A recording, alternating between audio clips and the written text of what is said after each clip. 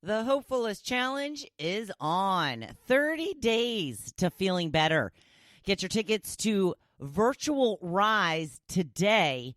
And women not ready to give up their hair color. Welcome to The Hopefulist, a daily talk show hosted by veteran broadcaster Wendy McClure. Join Wendy each day as she shares her life lessons that transformed her from perpetual pessimist to the ultimate hopefulist. The perfect morning show to get you caught up on the day's top stories while sharing insights that will lead to positive transformation and bring out the hopefulist in you. For more inspiration, visit hopefulist.com. And now, here's your host and hopefulist, Wendy McClure. Hello and welcome to a Monday. That's right, people. It is Monday. If you're having a hard time keeping track, it is April 13th, 2020, day 211 of Gotta Get on Ellen. Very exciting day for the Hopefulist. The Hopefulist challenge is officially on. It's time to feel better. 30 days to feeling better. This month is all about you dreading this time, dreading the fact that you're not where you want to be right now in your life, and how we're going to turn that around. This week, we're going to be talking about mindset and getting it to where it needs to be to get the most out of this challenge. Now, I'm going to be doing a Facebook Live today at 10 a.m., weather permitting. We are expecting a heck of a storm. Today, we have been warned to charge all of our devices in case we lose power. We're supposed to have some horrendous winds and even the possibility of a tornado or two in the tri-state area. So I'm thinking that it will go off. I'm thinking that I'll be just fine.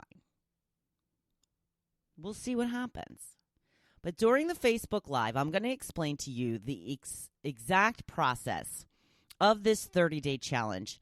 And I'm going to also start with giving you 5 ways to cope with this world we're dealing with right now due to COVID-19. So I'll be explaining the challenge, telling you what you will need to do. It's not a lot. But also giving you some cool tips on ways to cope better through this time when you are still stuck at home. Today is Grateful Monday, if you're not familiar. Today is the day that I tout my gratitude journal. I encourage you to have your own gratitude journal. And I use some of the entries from my own personal gratitude journal and share some with you to show you how easy, how simple, and how little the things are that you can be grateful for. So some of the things that I chose to share with you this week. I got some new workouts from Angela, which made me really excited until I got on the phone with her and she explained them to me. And I realized how difficult they're going to be. And as she said, I know you love to hate me. Okay, as long as she knows. But I got some new home workouts. I got 2 new home workouts that I can put in the mix. Got to keep up all this working out and being strong. And Angela's helping me out. And she's, she's tough. She don't let me off the hook. Not at all. So with that said, I did have some yummy, delicious pizza over the weekend. Well, it was actually Thursday. Joe was off on Friday. So Thursday felt like a Friday. My eating this weekend was just crazy. Oh, my goodness. Whew. I gave myself a pass. I got the next 5 days to get my crap back in order. And that is what I plan on doing. But we had ordered a chicken parm pizza, and I had even posted a picture of it I think it was even cheesier than normal. I mean, it was some good pizza. So we had that for dinner on Thursday night. And then again, the leftovers on Friday night. So 2 dinners for the 2 of us for, I think it was like $18.50. Not a bad deal. Not a bad deal at all. If you were not here, or you did not hear, the Hopefulist first birthday was actually yesterday, but we celebrated on Friday. Joe was home, like I mentioned, and he joined me on the podcast, and we had a lot of fun. We had a really good time, and if you haven't had a chance to check that out yet, I hope that you do. Not a lot of content, just the 2 of us being goofy and having fun and kind of ripping on each other. I also wanted to take note. I was sitting outside yesterday morning on the porch with my coffee early in the morning, and it was so quiet, but you could hear all the birds. All of the birds, like the little birds, the big seagulls, the crows, you could hear, and they were all just, chirping and singing and making, and it was so nice. I was just like, you know what?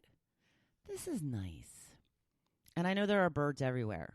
So I know that you can sit somewhere where, whether it be on a porch that you have or by a window that's open, what have you, just kind of relax a little bit and take in nature. Sometimes it's just the littlest things, and just sit and appreciate the moment. The other thing I was very grateful for this week, my Easter dinner. Hello. Did you see the picture that I posted? Yum. So we had a leg of lamb, Joe's first, with mint jelly. Turned out very good. We had potato and pasta salad. We had deviled eggs. We had green beans, black olives, and rye bread. We actually made our dinner on Saturday because if you know me, you know I try to get back on a healthy eating track on Monday. So I thought, we're not getting together with family.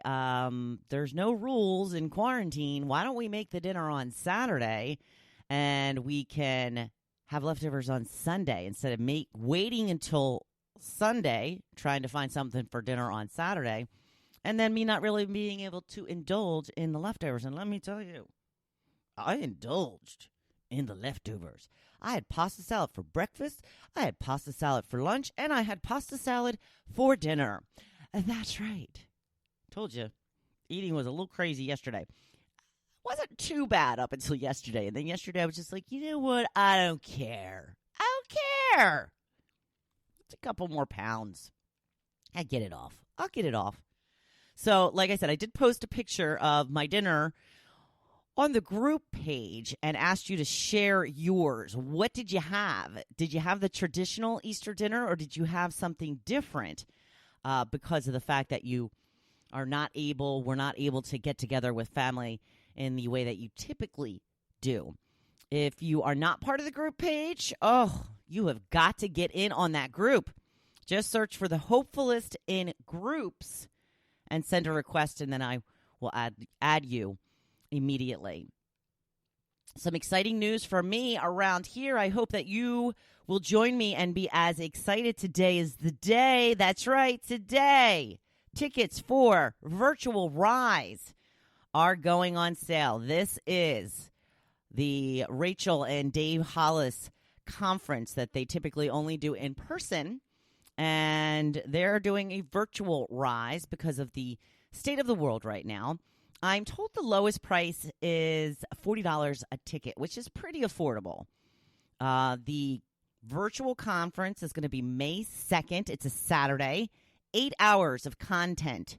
Rach, Dave, guest speakers, more of all the details will be released today, and tickets will be going on sale at noon Central. So that's 1 p.m.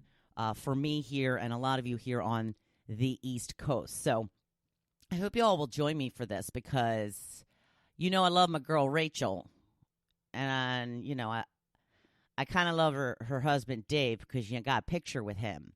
I was joking with Joe yesterday, my husband, that, Dave and I have a little bit of a relationship going on because and I had posted this at the time. I had sent him a DM on Instagram, and that's why I was joking with Joe yesterday. Yeah, that's right. I got a little relationship going with Dave Hollis because we DM on the IG, and he's like, wait, what? What do you mean? So I had sent him a message through Instagram one time about a jacket that he was wearing in an interview. And I was just like, that jacket, though, so awesome. And he wrote back, he's like, well, it is the VIP. So, it's kind of cool. Kind of famous. Kind of look up to him and his wife. Always kind of cool when they respond to you, right? So I really do hope that you take this opportunity to take advantage. This is something you'll never be able to do for this low cost. Again, they have amazing speakers. They have amazing energy on stage, and they will really fire you up and make you just want to take on the world in a whole new way. So, again, tickets go on sale today, noon Central Time. I'm going to move on to today's topic, which I'm hearing on the news that the new commodity that you cannot get your hands on is women's hair color. Like even just the drugstore brands. They can't keep them on the shelf. Everybody is buying up the, do-it-yourself, the at-home hair coloring kits. I have not colored my own hair in, it's been a long time. I've tried in the past. I'm just not good at it. So I gave up on it and just decided that was an expense I was willing to make because, I have red hair, which is very hard to maintain. Very hard to maintain. Even when I get it done professionally, it's still very hard to maintain. So it is not, I think it's been 5 weeks for me. So I'm still not even at the point where I normally would get my hair done. I used to have to get my hair done every 4 weeks. But once they came out with that little color spray that you can put on your roots, I started widening it out until every 6 weeks again because, it's expensive to get your hair done in a salon every 4 weeks. It's expensive to do it every 6 weeks, too. So I had an appointment scheduled for the 22nd of this month, and they called me last week and said, yeah, we're going to cancel your appointment. We will call you when we know when we're opening to reschedule. So I certainly have roots showing, don't get me wrong. It seems like it's all gray, but I know that it is kind of a salt and pepper. Got me to thinking, this could be a time to actually start growing out your hair. If it's something you've been considering, and, you've got that transition time, and it takes a good long time for it to grow out. And a friend of mine had mentioned that she's thinking about doing it because she's probably going to be home for the next month anyway. And then after that, it's going to be warm and she wears like a headband or something over her hair or a hat or something most of the summer anyway. So then by the fall, it'll probably be almost grown out. And then at that point, you just get a short haircut because you're tired of waiting. I don't know. I don't think I'm ready for that step yet. I just don't think I can do it. I love my hair color. And yeah, I think I'm going to be running back to the salon. How hard do you think it's going to be to get an appointment at your hair salon once we are finally left out of our house? It's going to be crazy. People are like, you think there's a run on toilet paper? Wait until 300 million people are trying to get a haircut at the same time. So I wanted to hear from you. How long has it been since your last touch-up? And are you considering letting it grow out for good? Lisa says, my salon closed the day I was due for a touch-up, so it's been about 8 weeks now. I can't wait till they open again. I am not ready to be a brunette again. Lisa, very blonde. She looks good with the blonde. Marianne? No, never going to go natural. Some people pretty angry over this question. Megan says, don't hate, but never letting it grow out. Jen says, hell no. I learned to do my roots decades ago. Roxanne also, hell no. I usually go on the 5th My stylist sent out a touch-up kit with my color, gloves, color brush, directions, no highlights, but I'm good for now.